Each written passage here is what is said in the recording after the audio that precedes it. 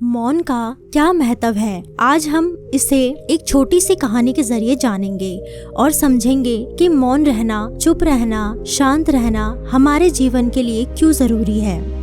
एक बार एक व्यक्ति जो कि एक ब्राह्मण विद्वान था, वह महात्मा बुद्ध के पास आया। उसका नाम मौलुंगपुत्र था।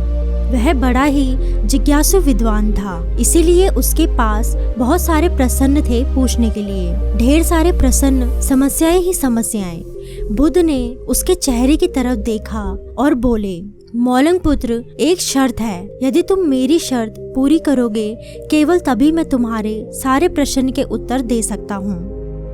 बस तुम्हें 1 वर्ष तक प्रतीक्षा करनी होगी। इस 1 वर्ष में ध्यान करो, मौन रहो। जब तुम्हारे भीतर का शोरगुल समाप्त हो जाए तब तुम कुछ भी पूछना, मैं उत्तर दूंगा।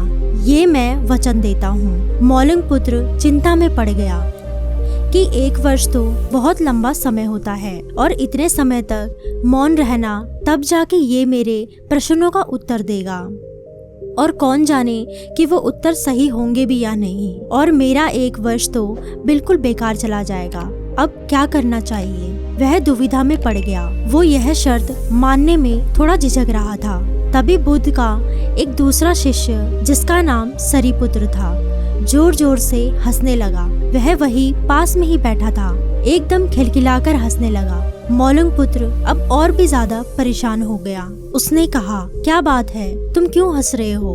तब सरीपुत्र ने कहा, इनकी बात मत सुनना, ये बहुत धोखेबाज हैं। इन्होंने मुझे भी धोखा दिया है। मैं भी एक बड़ा विद्वान ब्राह्मण था।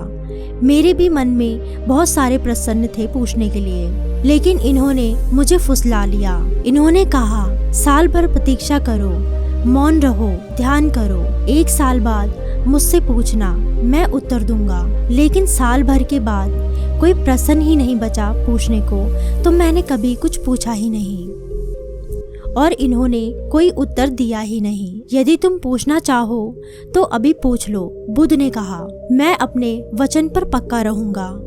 यदि 1 साल बाद तुम कुछ भी पूछते हो तो मैं उत्तर जरूर दूंगा। यदि तुम कुछ पूछोगे ही नहीं तो मैं क्या उत्तर दूंगा? बुद्ध के कहने के बाद मौलुंगपुत्र ध्यान करने लगा, मौन होता गया। इधर 1 वर्ष बीत गया। मौलुंगपुत्र की भीतर की बातचीत समाप्त हो गई। भीतर का कोहाल रुक गया। वह बिल्कुल भूल गया कि कब 1 वर्ष बीत गया। कौन फिक्र करता है जब प्रश्न ही ना रहे, तो कौन उत्तर की फिक्र करता है? एक दिन अचानक बुद्ध ने पूछा कि तुम्हारा 1 साल पूरा हो गया। इसी दिन 1 वर्ष पहले तुम यहाँ आए थे और मैंने तुम्हें एक वचन दिया था कि 1 वर्ष बाद जो प्रश्न तुम पूछोगे मैं उत्तर दूंगा। मैं उत्तर देने के लिए तैयार हूँ। अब तुम प्रश्न पूछो। मौलुंगपुत्र हंसने लगा और कहा, आपने मुझे भी धोखा दिया है। वह सरीपुत्र ठीक ही कहता था। अब कोई प्रश्न ही नहीं है पूछने को, तो मैं आपसे क्या पूछूं? मेरे पास, मेरे भीतर पूछने के लिए कोई प्रश्न नहीं है। बुद्ध बोले, असल में यदि तुम सत्य नहीं हो तो समस्याएं होती हैं और प्रश्न होते हैं। वे तुम्हारे झूठ से पैदा होते हैं, वे तुम्हारे स्वप्न से पैदा होते हैं, वे तुम्हारे नींद से पैदा होते हैं। जब तुम सत्य को जान लेते हो, उसे आत्मसात कर लेते हो, तो फिर कोई समस्या नहीं रह जाती। मन की एक अवस्था है जहाँ केवल प्रसन्न होते हैं और मन की एक दूसरी अवस्था है जहाँ केवल उत्तर होते हैं। वे कभी साथ साथ नहीं होते। यदि तुम अभी भी प्रश्न पूछ रहे हो तो तुम उत्तर ग्रहण नहीं कर सकते। मैं उत्तर दे सकता हूँ, लेकिन तुम उसे ले नहीं सकते। यदि तुम्हारे भीतर प्रश्न उठने बंद हो गए हो तो मुझे उत्तर देने की जरूरत नहीं है।